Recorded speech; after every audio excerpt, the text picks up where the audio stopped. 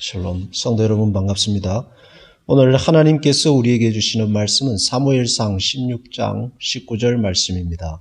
사울이 이에 사자를 이새에게 보내어 이르되 양치는 내 아들 다윗을 내게로 보내라 하매. 아멘. 다윗의 집에 사무엘이 찾아왔습니다. 아버지 이새는 아들들을 사무엘 앞에 데리고 옵니다. 그러나 그때 다윗은 양을 치고 있었습니다. 아버지에게 아들 다윗은 그리 주목할 만한 인물이 아니었습니다. 사무엘은 모든 아들들을 보고서는 다른 아들이 없냐 물었고 그제서야 다윗이 들어오게 됩니다. 사람의 눈에 어떻게 보이는가는 그리 중요하지 않습니다. 인생의 가장 중요한 결정권자는 사람이 아니라 하나님이십니다. 사람의 눈에 들기 위해 애쓰다 보면 몸도 마음도 지치고 결국은 그들의 노예가 될 뿐입니다. 사무엘은 아버지도 주목하지 않는 다윗을 찾았고 그에게 기름을 부어 차기 왕으로 삼았습니다. 그리고 어떤 일이 일어났을까요? 적어도 몇 년간은 아무 일도 일어나지 않았습니다.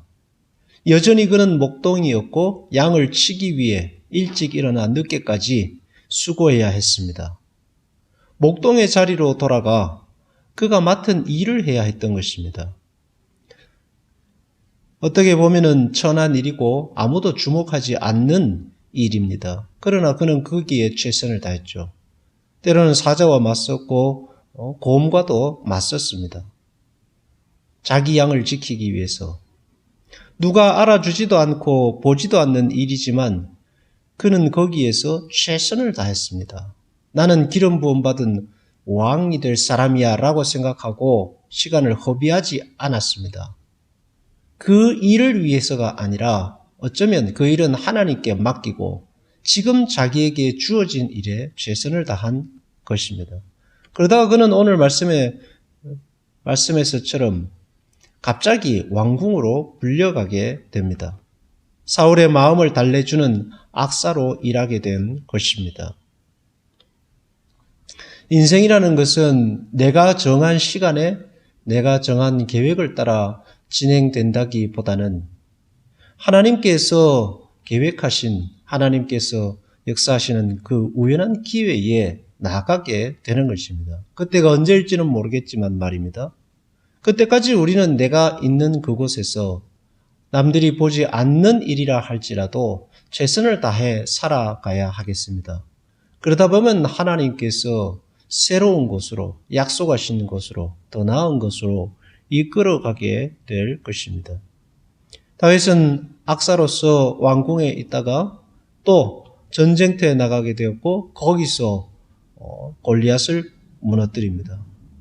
그러다가 또 도망을 다니며 도망자의 신세로 살기도 했습니다. 그렇지만 그는 어디에 있든지 허랑방탕하지 않았고 자기에게 주어진 삶에 최선을 다하며 고민했으며 말씀대로 살고자 고군분투했던 것입니다. 아무도 보지 않는 곳에서 자신이 하는 일이 아무리 작은 일이라 할지라도 최선을 다하며 살아보십시오. 성실함으로 임하십시오. 사람은 보지 않지만 하나님은 보고 계십니다. 그리고 하나님의 때에 여러분을 그곳에서 또 다른 곳으로 이끄시며 인도해 가실 것입니다. 기도하겠습니다. 주님, 우리에게 주어진 일이 다른 사람이 인정해 주지 않는, 아무도 보지 않는 그런 사소한 일이라 할지라도 그곳에서 최선을 다하며 살아야 하겠습니다.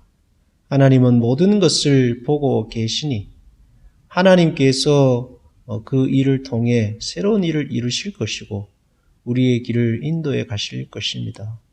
어디에서도 우리의 마음이 나태하지 않게 하시고 우리의 마음이 죄 가운데 빠지지 않게 하시고 늘 코람대오의 삶을 살게 하여 주옵소서. 그렇게 사는 이들마다 하나님의 약속된 풍성함을 허락하여 주옵소서. 예수님 이름으로 기도합니다. 아멘.